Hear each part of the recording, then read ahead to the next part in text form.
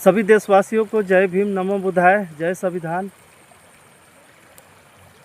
भाई, इस भारत की महान धरती में, इस महान भूखंड में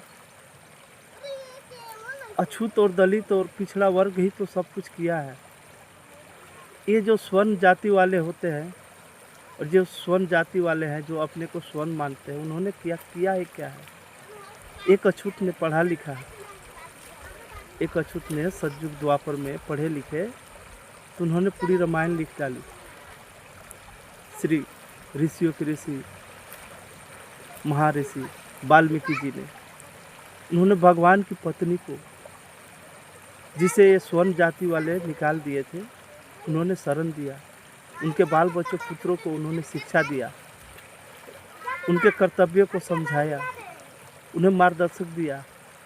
और दुनिया का, ये जो हिंदू धर्म कहते हैं विश्व का, वो विश्व का सबसे श्रेष्ठ योद्धा, भगवान से भी बढ़ के, भगवान जो श्री राम प्रभु थे, उनके वंशज थे, उनसे भी बढ़कर उन्होंने शिक्षा उनको दी।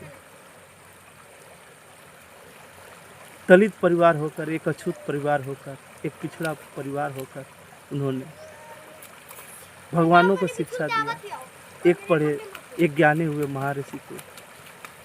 सारे महर्षियों ने, ये रामायण में दिखाया जाता है, पढ़ाया जाता है, बताया जाता है, ये जितने महान ऋषि मुनियों थे, जितना उनको ज्ञान नहीं था पूरे ब्रह्मांड का, जितना उनको अस्त्र शास्त्र का ज्ञान था नहीं था, अनुसंधान नहीं था, उन्होंने सारे ऋषि मुनियों के अकेले बराबर का ज्ञान महर्षि वाल्मीकि जी के पास था।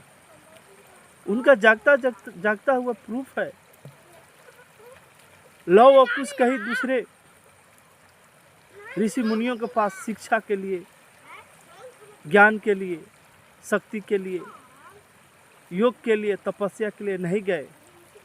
उन्होंने सिर्फ वाल्मीकि जी के पास ही रहकर सारी शिक्षा, सारी अस्त्र शस्त्र, सारे के ज्ञान निपुण बने। दुनिया के कितने भी बड़े बड़े विद्वान आए, कितने बड़े बड़े महाशाली योद्धा है, उन्होंने कुल ही क्षण में, एक ही क्षण में सबको सब नष्ट कर दिया। ऐसे थे हमारे अछूत परिवार से, अछूत समाज से, एक दलित परिवार से ऋषि, जिसे दुनिया रामायण रचिता श्री वाल्मीकि कहते हैं। और इसी भारत में उनके वंशजों को आज अछूत कहा जाता है। जय भीम, नमो बुद्धाय।